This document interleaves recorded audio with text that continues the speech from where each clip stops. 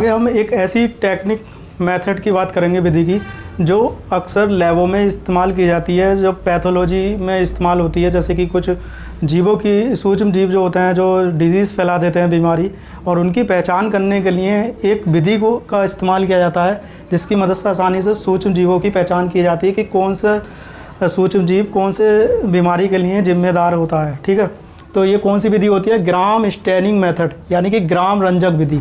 इसके द्वारा क्या किया जाता है? सूक्ष्म जीव, बैक्टीरिया, जीवाणु जो होते हैं उनको एक कलर से रंगा जाता है, और यदि जो जीवाणु उस कलर का हो जाता है तो वो ग्राम पॉजिटिव कहलाएगा, यानी कि ग्राम धनात्मक, और जो उस कलर को नहीं रख पाता वो ग्राम ऋणात्मक यानी कि ग्राम नेगेटिव बैक्टीरिया, जीवाणु कहलाते हैं। ठीक है, तो इस विधि का जो खोज की थी, डिस्कवरी, वो किसने की थी? क्रिश्चियन ग्राम ने की थी। ठीक, और इसमें जब जीवाणु जो होते हैं उनको क्या किया जाता है? एक रंग द्वारा रंगा जाता है, एक केमिकल रसायन द्वारा। क्या नाम है उस केमिकल का? Crystal violet.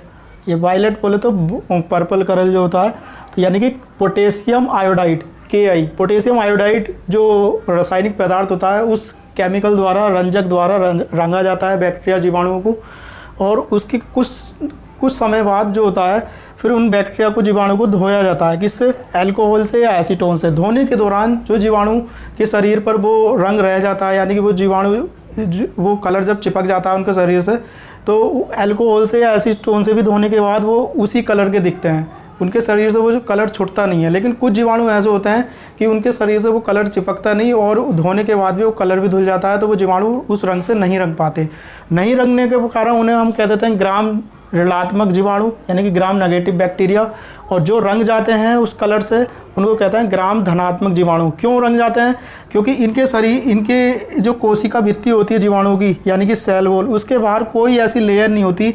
जब इन पर वो रंग डाला जाता है तो वो जो पोटेशियम आयोडाइड का जो कलर होता है वो इनकी कोशिका भित्ति से जो होती है वो अवशोषित कर लेती है, और ये रंग जाते हैं। इसलिए इनको हम धनात्मक जीवाणु कह देते हैं, ग्राम धनात्मक बैक्टीरिया।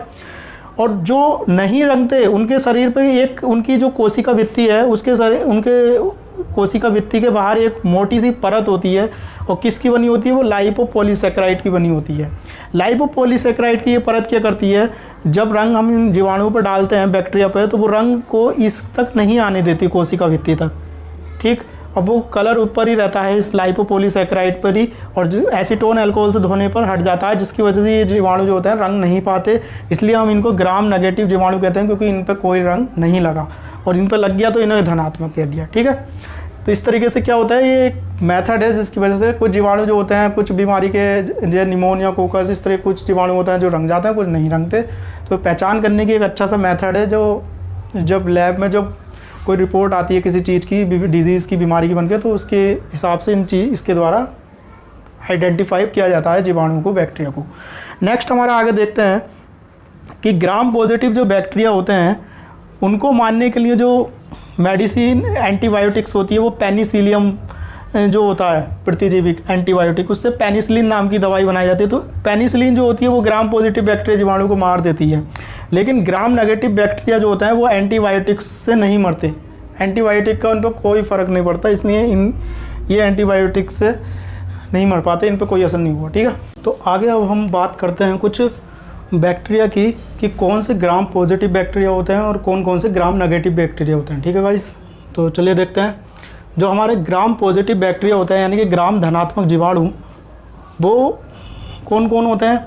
इनकी आकृति कैसी होती है? गोल। और मैंने बताया था जिनका शरीर गोल होता है, जिन जीवाणुओं का शरीर गोल होता है उनको हम कोकस कहते हैं, हिंदी में कोकाई बोलते हैं। ठीक है, अब ये कोकस शरीर वाले जो जीवाणु होते हैं, बैक्टीरिया, ये भी दो तरीके के होते हैं। एक तो वो होते हैं जो ऑक्सीजन में सांस लेते हैं, यानी कि वो वायवीय हैं, एरोबिक, अगर इनको ऑक्सीजन नहीं मिलेगी तो ये मर जाएंगे। ठीक, एक वो होते हैं अवायवीय जो ऑक्सीजन नहीं ले सकते, वो बिना ऑक्सीजन के जिंदा रहना अच्छा समझते हैं, अगर उनको ऑक्सीजन किसी तरीके से मिलती है तो वो उसी समय डेथ हो जाती है। ठीक है, तो होता क्या है कि कोकाई जो जीवाणु होते हैं, बैक्टीरिया जिनका शरीर गोल होता है, वो दो तरीके के होते हैं। एक होते हैं वायवीय एरोबिक और एक होते हैं अवायवीय एनोर्बिक। तो जो वायवीय होते हैं वो कौन कौन से होते हैं? स्ट्रेप्टोकोकस, और ये विकल्पी भी होते हैं, यानी कि ये दोनों तरीके के कंडीशन को ये सर्वाइव कर सकते हैं, इसलिए इन्हें विकल्पी भी बोलते हैं। अवायवीय जो बैक्टीरिया जीवाणु होता है वो कौन होता है? एंट्रोकोकस। कोकस क्यों बोल रहे हैं? क्योंकि इसका शरीर गोल है, इसलिए एंट्रोकोकस नाम बोल रहे हैं। ऊपर भी स्ट्रेप्टोकोकस, कोकस का मतलब शरीर कैसा है? गोल, इसलिए स्ट्रेप्टोकोकस और एंटेरोकोकस। और ये दोनों बैक्टीरिया जीवाणु क्या कौन से हैं? ये ग्राम पॉजिटिव बैक्टीरिया, यानी कि ग्राम धनात्मक जीवाणु। ठीक, यानी कि इनको अगर स्टैन किया जाता है ग्राम स्टैनिंग विधि द्वारा तो इन पे कलर लग जाएगा, इसलिए इनको हम ग्राम पॉजिटिव जीवाणु कहते हैं। उसके बाद आता है कि ग्राम पॉजिटिव जो जीवाणु होते हैं, ये तो गोल वालों की बात हो गई। अब बात आती है ग्राम पॉजिटिव जो जिनका शरीर छड़नुमा होता है, जो डंडे नुमा होता है बेलनाकार से, उनको क्या कहते हैं? बैसिलस। और ये भी 3 तरीके के होते हैं। एक तो वो जो हवा में सांस लेते हैं ऑक्सीजन में, उनको वायवीय कहेंगे। जो नहीं, दोनों तरीके की कंडीशन में रह सकते हैं, वो विकल्पीय हैं, यानी कि फैकल्टेटिव। और जो ऑक्सीजन नहीं चाहते लेना, उनको अवायवीय एनारोबिक कहते हैं। तो ये भी 3 तरीके के होते हैं रोड शेप वाले बैसिलस जीवाणु। कौन कौन है? जो वायवीय होते हैं वो होते हैं कॉर्नी बैक्टीरिया, इसका शरीर कैसे होता है? छड़नुमा। उसके बाद है विकल्पी बैक्टीरिया जीवाणु, ये कैसे होते हैं? इनका नाम क्या है? लैक्टोबैसिलस। बैसिलस क्यों बोल रहे हैं? क्योंकि शरीर छड़नुमा है। और लैक्टो का मतलब हो गया खट्टा, एसिडिटी, क्योंकि ये उसमें होते हैं गन्ने का जो सिरका बनता है, तो उसको गन्ने के रस को सिरके में कन्वर्ट करने में लैक्टोबैसिलस। और लैक्टोबैसिलस जो होता है दूध से दही जो बनता है, तो लैक्टोबैसिलस नाम के जीवाणु से होता है। ठीक है, उसके बाद होता है अवायवीय जो जीवाणु होता है हमारा बैक्टीरिया, वो कौन है? माइकोबैक्टीरियम। ठीक है, और कौन है? एक्टिनोमाइसिटीज। तो ये कौन हो गए? सब ये ग्राम पॉजिटिव जीवाणु हैं, जो कि कोकस भी होते हैं, कोकस वाले भी होते हैं, और कुछ बैसिलस वाले होते हैं। ठीक है, ये उनकी कंडीशन हो गई कि वो कौन सी एयर में रहना पसंद करते हैं, बिना एयर के या एयर में। उसके बाद आते हैं हमारे ग्राम नेगेटिव बैक्टीरिया, यानी कि ग्राम ऋणात्मक जीवाणु। ये हमारे 2 तरीके के होते हैं, एक तो कोकाई शरीर वाले जिनका शरीर गोल होता है, एक बैसिलस वाले जिनका शरीर बेलनाकार छड़नुमा होता है। जो कोकाई होते हैं वो वायवीय होते हैं, यानी कि ऑक्सीजन में रहना पसंद करते हैं। और जैसे कि इसका एग्जाम्पल है निसेरिया। ठीक है, उसके बाद हमारे जो बैसिलस जीवाणु हैं वायवीय और विकल्पी। वायवीय एरोबिक जो जीवाणु है वो है स्यूडोमोनास। ठीक, उसके बाद है विकल्पी जो होता है फैकल्टेटिव। एक तो विब्रियो है। विब्रियो की जो जीवाणु होता है ये कैसा होता है? इसकी आकृति छड़नुमा ना होकर इसकी कोमा शेप होती है आकृति, क्योंकि मैंने बताया था कि बैक्टीरिया की आकृति गोल भी हो सकती है, छड़नुमा भी हो सकती है बैसिलस, कुंडलित भी हो सकती है स्पाइरल, और कोमा शेप। तो इसकी आकृति कोमा शेप होती है। और ये जो होता है ये जो कॉलरा नाम की डिजीज़ होती है हैजा, तो उसमें उसके जो कारण हैं वो इसी की वजह से होता है, विब्रियो नाम का जो बैक्टीरिया है। उसके बाद माइकोप्लाज्मा जो बैक्टीरिया होता है ये सॉइल में पाया जाता है। ये सबसे छोटा बैक्टीरिया होता है, जो कि क्या है? ग्राम नेगेटिव बैक्टीरिया है। ये एग्जाम में कई बार पूछा जाता है सबसे छोटा जीवाणु कौन सा होता है? माइकोप्लाज्मा। उसके बाद है राइजोबियम।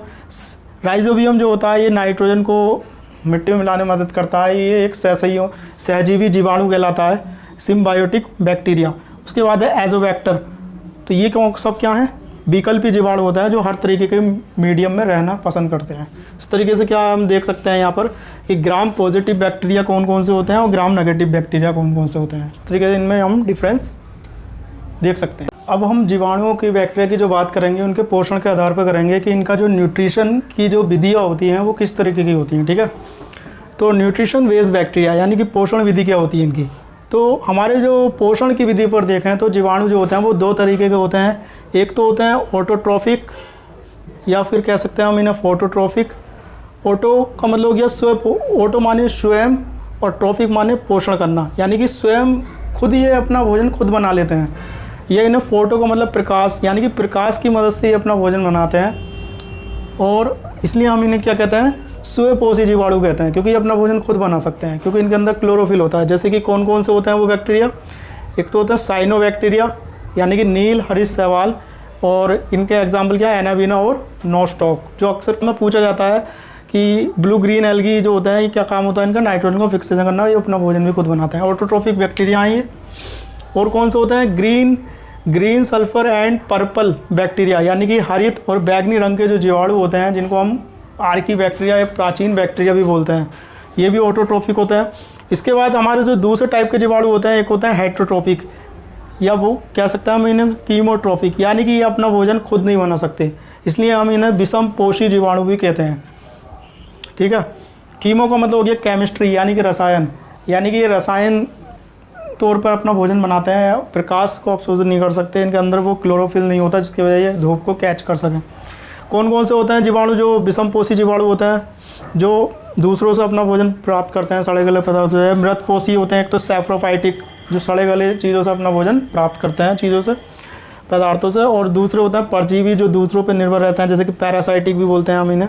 और एक होता है रोगजनक जो डिजीज़ फैलाने वाले होते हैं। एक तो प्लांट्स या एनिमल के ऊपर डिजीज़ फैलाते हैं और उस पर रहकर अपना सर्वाइव भी करते हैं, भोजन भी ग्रहण करेंगे और उस पर डिजीज़ फैलाएंगे, इसलिए हम इन्हें रोगजनक यानी कि पैथोजेनिक बैक्टीरिया भी बोलते हैं।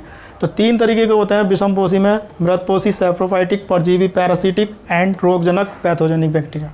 ठीक है, तो इस तरीके हम देख सकते हैं कि जो बैक्टीरिया जीवाणु होते हैं उनके पोषण विधि 2 तरीके की होती है। एक होती है 2 तरीके के जीवाणु होते हैं, एक होते हैं स्वपोषी जो अपना भोजन खुद बना सकते हैं, और एक होता है विषमपोषी जो अपना भोजन खुद नहीं बना सकते। ठीक है, ये इनकी न्यूट्रिशन विधि है।